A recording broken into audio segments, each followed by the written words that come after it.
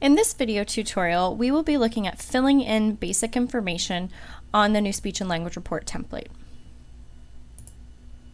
So here's our speech and language report, and I'm going to go ahead and fill in some basic information and show you how that works. What we're working with here are text boxes. So this is just a plain old fill-in text box. It prompts you with student's full name. These prompts that you'll see will not show up when you print the report. They're only there for you as help as you're going through and typing in information. So I'm going to type in the student's full name, the school, says school attending,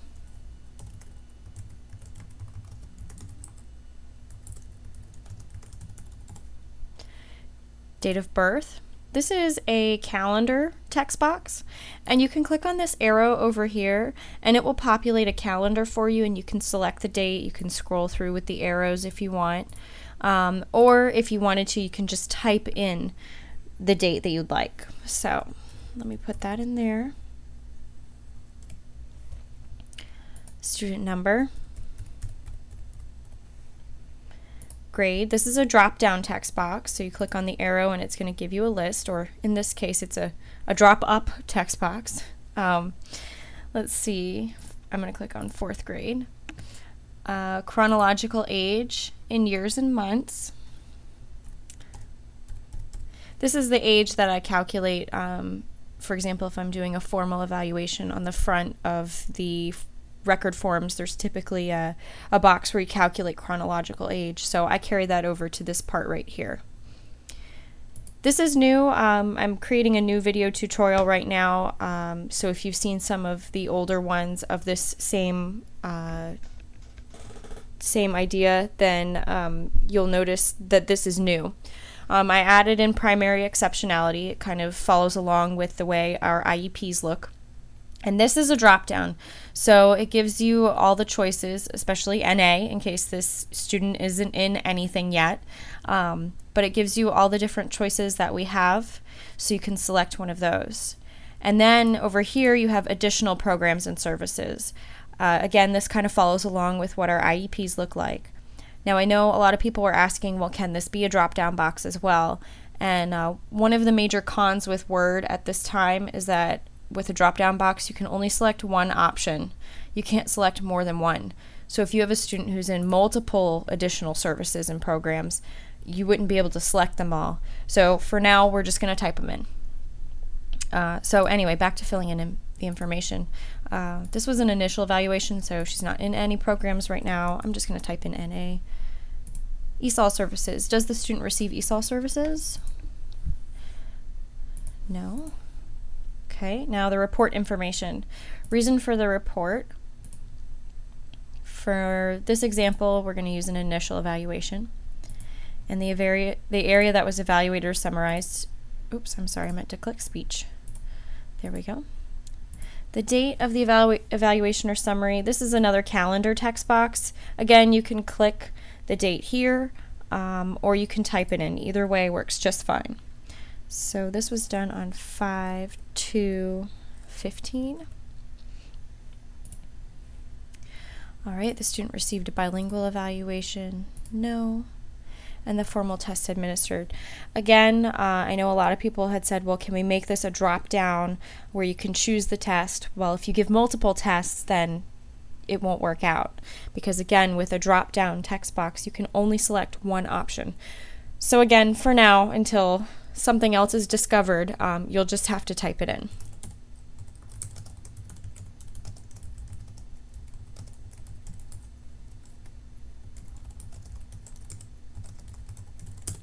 All right. If you had other tests that you were listing, probably just put a comma and continue to list them. So the observation section, parent, student, teacher input, therapy data, evaluation results, I'm not going to go over those right now. So we'll get into that in a little while.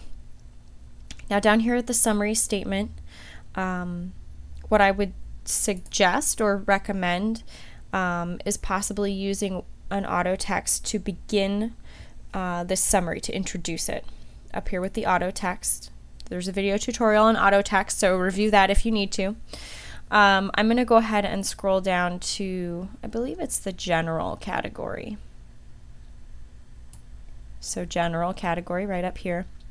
And it says summary introduction. I would suggest starting your summary with this and then moving on to the bottom portion where it says based on observations checklist. You don't have to. It's just my suggestion. So I clicked on that auto text and it populated this information. So I would enter in the student's name here.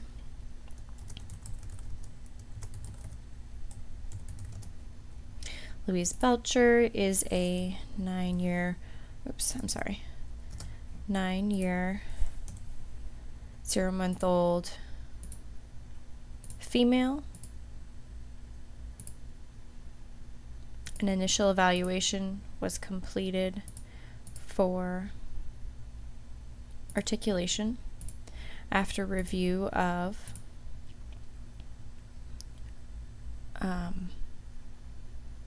a parent request, let's say. The student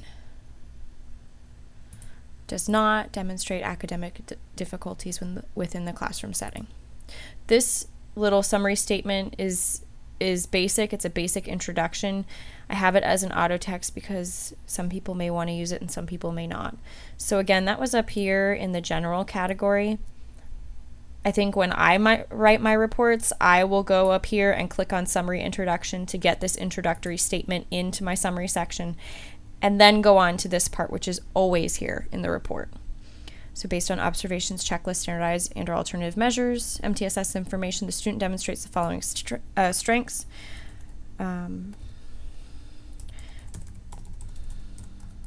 Producing age,